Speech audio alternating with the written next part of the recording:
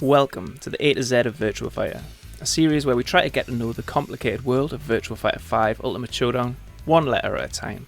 Today, M, the major counter. There are many different counter types in Virtua Fighter, but hopefully if you're doing things right, the major counter is the one that you'll see the most often. So let's get to know it a little bit better.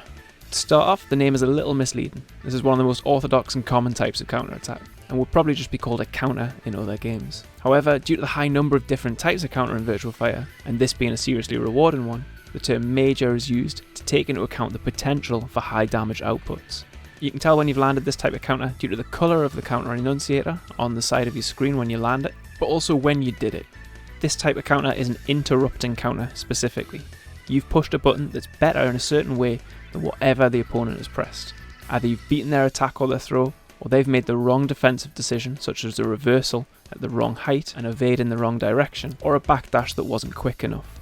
This is another quite cool factor of Virtua Fighter, where there's more emphasis on your aggression coming into play in two different ways. Firstly, the harder they hit, the bigger the reward, with a 50% damage bonus for any counter that does up to 24 damage, and a massive 75% damage boost for anything above that, making the temptation to use your bigger buttons all the greater when you've got frame advantage. The minor counter hit on the other hand that you get for a well-timed block and punish by comparison only gets a 25% damage bonus. The other big aggression incentive that comes into play here is the unique way that clash and active frames interact in Virtua Fighter 5.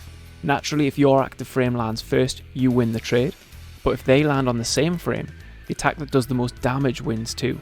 It doesn't just immediately trade like it would in other games, so all the more reason to consider betting on a bigger move. If the attacks land on the same active frame and do the same damage, the counter goes to whoever attacked with the longest startup, which again should benefit whoever had the frame advantage.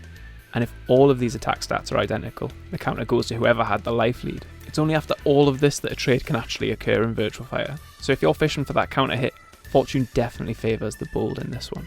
Thanks for watching. For more A to Z of Virtua Fighter, check out the playlist in the description, or subscribe to be the first to know about the next one. I'll see you online.